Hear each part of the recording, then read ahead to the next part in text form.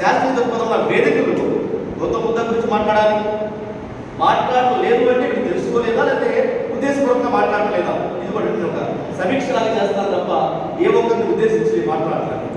అదేవిధంగా మహాత్మా ఫులే గురించి మాట్లాడాలి. డాక్టర్ బిఆర్ అంబేద్కర్ని ప్రపంచ మేధావి, 10 లక్షల పేజీలు చదివారు, 1,00,000 పేజీలు రాశారు. భారతదేశ చరిత్రలోనే కాదు ప్రపంచ చరిత్రలో ఎక్కడా లేని విధంగా లైబ్రరీ కోసమే ఇల్లు నిర్మించి 50,000 పుస్తకాలు కొని ఇంట్లో భద్రపరిచారు. అంటే ఈ దేశం, ఈ ప్రపంచంలో ఉన్న ఒక 60 దేశాలకు పైగా రాజ్యాంగాలు చదివారు. కానీ ఈ రోజు నాటికి కూడా ప్రపంచ మేధావి డాక్టర్ బిఆర్ అంబేద్కర్, ప్రపంచ మేధావి డాక్టర్ బిఆర్ అంబేద్కర్ కుల కోణంలోని ఈ రోజున విద్యులుగా పిలువబడేవాళ్ళు, పెద్ద పెద్ద నాయకులు అనబడేవాళ్ళు వివిధ వేదికల మీద డాక్టర్ బిఆర్ అంబేద్కర్ పేరు కానీ, మహాత్మా ఫులే పేరు కానీ, గౌతమ బుద్ధ పేరు కానీ ప్రస్తావిస్తే ఆ ఎవరైతే వర్గాలు ఓన్ చేసుకునే వాళ్ళని వాళ్ళు ఎదిగిపోతారేమో అన్న భావం కూడా ఉంది. ఇది నేను చాలా లోతుగా ఆలోచించి లోతుగా మాట్లాడుతూ ఉన్నాను. ఎందువల్లంటే ఈరోజు ఏలూరు నగరంలో ఈ జన విజ్ఞాన వేదిక, ఈ సమావేశాన్ని కనుక ఏర్పాటు చేయకపోతే హేతువాద దృక్పథము, శాస్త్ర దృక్పథం అనేది ప్రజల్లోకి వెళ్ళే పరిస్థితి లేదు. కానీ ఈ జన విజ్ఞాన వేదికలో ఉన్న పెద్దలు చాలా లోతుగా ఆలోచించి శ్రమపడి ఇయర్స్ టుగెదర్ దశాబ్దాల కాలంగా ఈ యొక్క జ్ఞానాన్ని, ఈ యొక్క ఉద్యమాన్ని ముందుకు మోసుకు వెళుతూ మీరు అనేక సందర్భాల్లో అనేక అవమానాలని, అనేక నిరసనలు కూడా ఎదుర్కొంటూ ఉన్నారు. ఇది వాస్తవం అయినప్పటికీ కూడా మనం ఎక్కడా కూడా నిరుత్సాహపడవద్దు. మన కుటుంబాల్లో కానీ మన ఊళ్ళో కానీ మనకి జరగకుండా జరుగుతూ ఉంటాయి. అయినా కూడా నిలబడి ముందుకి వెళ్లాల్సిన అవసరం ఉంది. ఏదైనా కూడా ఇటువంటి మహోన్నతమైన అవకాశాన్ని అందరికీ కల్పించినందుకు మీ అందరికీ కూడా హృదయపూర్వక ధన్యవాదాలు తెలియజేసుకుంటా ఉన్నాను. ఇంకా మనం పబ్లిసిటీ కోసం ఇప్పుడు ఏదైతే పెట్టుబడిదారి విధానంలో మన పత్రిక కానీ, పేపర్లు కానీ, ఛానల్స్ కానీ ఉన్నాయో వాటి మీద మనం డిపెండ్ అవ్వాల్సిన, వాళ్ళ సిద్ధాంతం వేరు, వాళ్ళ భావజాలం వేరు. వాళ్ళ సిద్ధాంతానికి, భావజాలానికి బయటికి వచ్చి ఈ ప్రజల్ని ఎలివేట్ చేయడానికో, జ్ఞానపరం చేయడానికో వాళ్ళు ఏ ప్రయత్నం చేయరు. ఈ ప్రజలు జ్ఞానవంతులైన, హేతువ దృక్పథం పెరిగినా, శాస్త్ర దృక్పథం అనేది పెరిగినా వాళ్ళకి నష్టమైన తెలుస్తుంది. కాబట్టి వాళ్ళ భావజాలాలని, వాళ్ళ సిద్ధాంతాలని వాళ్ళు పొందుతారు. మనమే ప్రతి ఒక్కరూ మనమే ఒక యూట్యూబ్ ఛానల్ ఏర్పాటు చేసుకుని మనం మాట్లాడే వాటిని ప్రజల్లోకి తీసుకురావాల్సిన అవసరం ఉంది.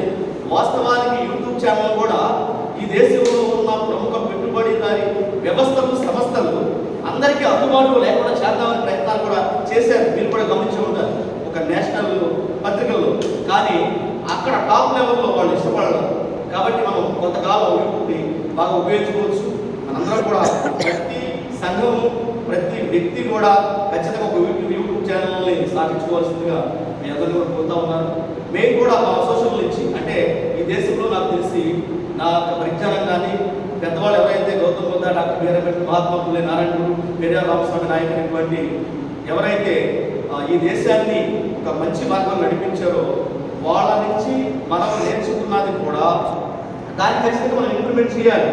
దాంట్లో భాగంగా ఎవరైతే ఆధిపత్య భావజాలానికి ఇటువైపు ఉండి అంటే అడగదొక్కబడతా ఉన్నారో వాళ్ళు ఎవరైనా కావచ్చు, ఏ కులాలైనా కావచ్చు, 2 వాదాలు.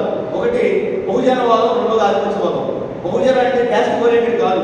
మెనీ పీపుల్ అనే వాళ్ళు ఎక్కడైతే ఇబ్బందులు పడుతున్నారో వాళ్ళందరూ ఒకవైపు, అంటే మనందరం ఒకవైపు. ఈ రోజున దీంట్లో భాగంగా మా అసోసియేషన్ నుంచి 2 యూట్యూబ్ ఛానల్స్ కూడా మేము రన్ చేస్తున్నాము. The power of Bahujan Bharat, భారతీయ బహుజన శక్తి. బహుజన అంటే కులపరంగా తీసుకోవచ్చు. ఎక్కువ మంది ఈ దేశ రిసోర్సెస్కి దూరం ఉన్నారో వాళ్ళే అదే రిసోర్స్ కావచ్చు.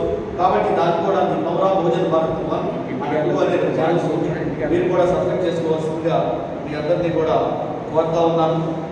అదేవిధంగా మేము రేపు ఏప్రిల్ 5వ తారీఖున ఉద్యోగులు, అంటే బహుజన ఉద్యోగులు, అంటే ఎవరైతే నాకు చెప్పారో బహుజన అనేది అబ్రివేషను, దానికి సంబంధించి ఉద్యోగులు ఏర్పాటు చేసిన ఒక సమావేశం ఏర్పాటు చేస్తున్నాం.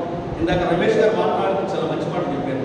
ఉద్యోగ వర్గం ఈ రోజున ఏ ఆలోచన ధోరణితో ఉంది, ఏ స్థితిలో ఉంది, ఏ పరిస్థితిలో ఉంది, అది ఎక్కడెక్కడ బ్లాక్ అయిపోయిందని చెప్పేసి అదని చెప్పేసి ఇవన్నీ ఆలోచించి ఏలూరు నగరంలో ఉన్న వివిధ ఉద్యోగులతో కలిసి ఏప్రిల్ 5వ తారీఖున శిక్షణా తరగతుల్ని నిర్వహిస్తా ఉన్నాం. దయచేసి మీ అందరినీ కూడా ప్రేమతో ఆ శిక్షణా తరగతులకి ఆహ్వానిస్తాం. ఆహ్వానిస్తా ఉన్నాం. నా ప్రియమైన మిత్రులారా, అంటే ఈ యొక్క ఏదైతే యజ్ఞం చేస్తున్నామో మనం, అంటే ఈ సమాజాన్ని జ్ఞానపరమైన ధోరణిలో నడిపించాలని కోరుకుంటా ఉన్నాము.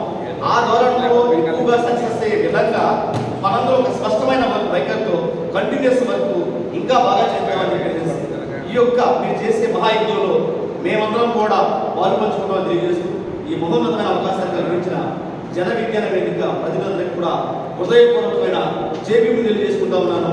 జై భీమ్, జై Bharat. Thank you very much.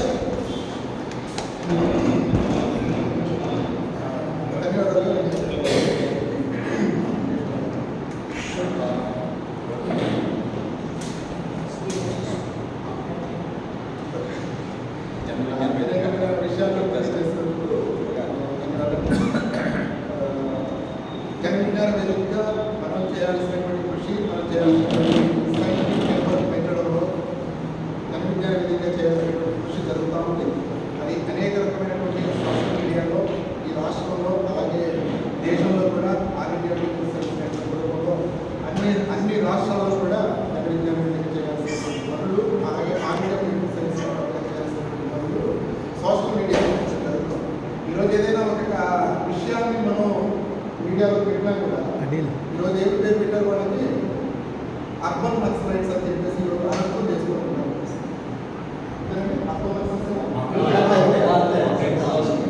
పేదవారికి ఎవరైతే ఉన్నారో వాళ్ళు సోషల్ మీడియాలో కానీ జరుగుతూ ఉంటే ఎవరైనా సాయిబాబా ప్రొఫెసర్ ఆన్లైన్ యూనివర్సిటీ ఆయన ఈ రోజు వరకు కూడా కోర్టు విడుదల చేయమని ఇచ్చినా కూడా ఈ రోజు కోర్టు విడుదల చేయకుండా మళ్ళీ ఆయన మీద కేసు పెట్టారు.